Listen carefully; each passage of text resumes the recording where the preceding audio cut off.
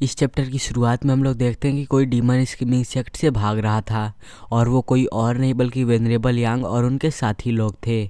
और वेनरेबल यांग भागते हुए बोलते हैं यहाँ पर क्या हो गया है और हमारा सेक्ट इतना जल्दी तबाह कैसे हो गया। अब मैं और तेज नहीं भाग पाऊंगा, मुझे आराम करना होगा। और फिर इसके बाद तीनों वेनरेबल वहाँ पर रेस्ट करने लगते हैं। तभी बीच में वेनरेबल यिन बोलते हैं हम लोग डीमन स्कीमिंग सेक्ट में सेंचुरीज तक रहे हैं और अब ये ऐसे जा रहा है तो हमें अच्छा नहीं लग रहा है। तो वेनरेबल यान चिल्लाते हुए बोलते हैं ये किसने किया है, मैं सीधा डबल ड्रैगन मैनर में जाकर उन्हें रिपोर्ट करूंगा। तो वेनरेबल यिन बोलते हैं वेनरेबल यांग इसके बारे में कुछ तो गलत है। ऐसा लग रहा है कि डीमन स्कीमिंग सेक्ट के अटैक में कोई वेस्टर्न लैंड्स के बाहर का सेक्ट आया है। ऐसा हो ही नहीं सकता कि वो डबल ड्रैगन मैनर के रूल्स को ना सुने।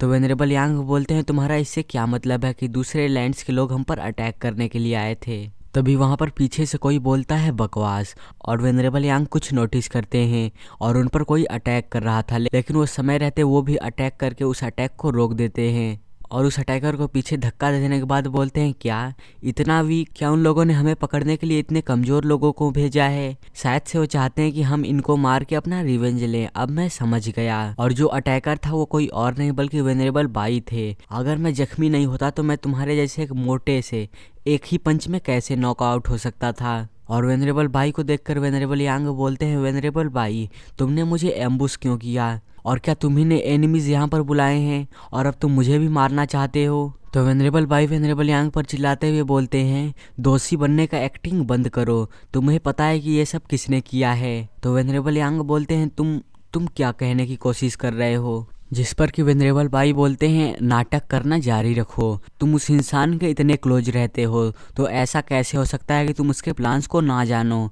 अगर मुझे पता होता तब मैं उसको उसी समय मरवा देता जब स्टीवर्ट जूस सेक्ट लीडर बने थे। लेकिन अब भी वेनरेबल यांग समझे नहीं थे और वो बोल रहे थे कि तुम एग्जैक्टली किसके बारे में बात कर रहे हो। तभी वहाँ से पीछे से कोई आता है और बोलता है कि वो मेरे बारे में बात कर रहा है, डीमन स्कीमिंग सेक्ट के ट्रू लीडर में। और वो बोलता है ओल्ड भाई तुम में कुछ तो बात है कि तुम इतना दूर भाग पाए और गार्ड्स वेनरेबल भाई को मार डालो। लेकिन वेनरेबल यांग बोलते हैं रुको रुको, यहाँ पर क्या चल रहा है और जीवे तुम वेनरेबल भाई को क्यों मारना चाहते हो और सेक्ट पर किसी ने इस समय अटैक किया है, क्या हमें पहले एनिमी से डील करके तब इसके बारे में बात नहीं करना चाहिए। तो पीछे से वेनरेबल भाई बोलते हैं क्या एनिमी से डील करना चाहिए, मोटे यांग मुझे लगा था तुम उसके साथ हो, इसीलिए जब तुम मुझे दिखे तब मैंने तुम पर अटैक कर दिया, लेकिन मुझे ये नहीं लगा था कि तुम इतने मूर्ख रहोगे। और यहाँ पर एनिमी का अटैक हुआ है, ये सभी तो गद्दारों ने किया है।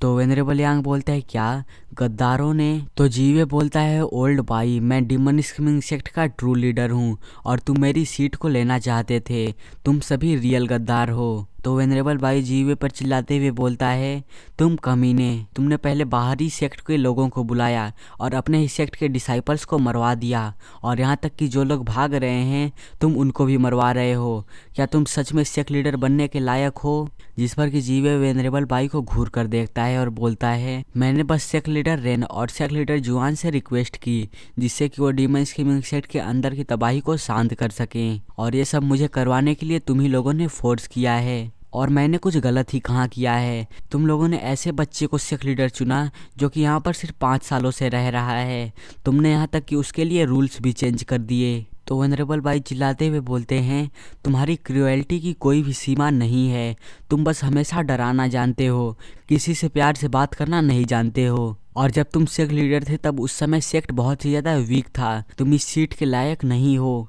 तो जीवे भी चिल्लाते हुए बोलता है तुम्हारे जैसे डीमंस वो कब से काइंडनेस की बात करने लगे, हम एक डिमोनिक सेक्ट हैं और अगर मैं थोड़ा कठोर नहीं रहूँगा तब मैं सेक्ट को कैसे संभालूंगा और सेक्ट के रूल्स का क्या। तो वेनरेबल भाई हंसते हुए बोलता है जीवे यहीं पर तुम्हारी कमी है, जूफेन भी जिद्दी है लेकिन वो सभी के डिसीजंस को मानता है और तुम बस हमेशा दूसरों को डराना और धमकाना जानते हो। तुम्हारे जैसे एक डीमन जिसका कोई भी एम नहीं है उसका कोई भी फ्यूचर नहीं हो सकता है। और वेनरेबल भाई की बात सुनकर जीवे उसे घूर कर देखता है और हंसते हुए बोलता है क्या बात क्या डाओ, तुम बिल्कुल उसी बुढ़े की तरह हो और अंत में तुम उन सारे ट्रिक्स का यूज करते हो जिससे कि मैं नीचे गिर पाऊँ और जूफेन टॉप पर पहुँच पाए, लेकिन अनफॉर्चुनेटली तुम इसको कभी भी नहीं बदल पाओगे, जो फाइनल जीत है वो मेरी होने वाली है।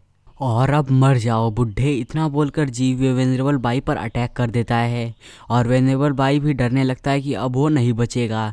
लेकिन बीच में वेनरेबल यांग आ जाते हैं और बोलते हैं रुको रुको जीवे रुको, क्या ये बात सही है कि तुमने दूसरे सेक्ट के लोगों को बुलाया और अपने ही साथियों को मरवा दिया सिर्फ एक सीट को चुराने के लिए। तो जीवे गुस्से से बोलता है ये सीट चुराना नहीं है, ये शुरुआत से ही मेरा था। लेकिन तभी अचानक से उसके मुंह पर एक जोरदार पंच लगता है और उस पंच को वेनरेबल यांग ने बहुत ही गुस्से से मारा था। और वो बोलते हैं तुमने एक समय पर कसम खाया था कि तुम इस सेक्ट को सर्व करोगे और इसको हमेशा ग्रेटर हाइट्स तक पहुंचाओगे, लेकिन क्या तुम उस प्रॉमिस को इसी तरह फुलफिल करने वाले हो? और वेनरेबल यांग ये सारी चीज़ें रोते हुए बोल रहे थे, लेकिन जीवे को कोई भी फ़र्क नहीं पड़ता है।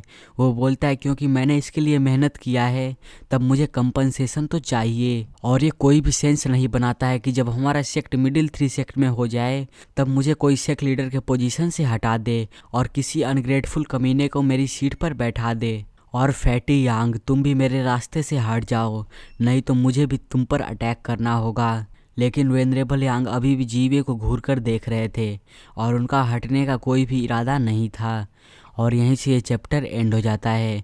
और अगर आप लोगों को अगला चैप्टर जल्दी से जल्दी चाहिए तो इस चैनल को सब्सक्राइब करके इस वीडियो को लाइक कर देना और मुझे कमेंट में ज़रूर बताना कि आज का एपिसोड कैसा लगा। और हाँ, इस वीडियो को हाइप करना बिल्कुल भी मत भूलना।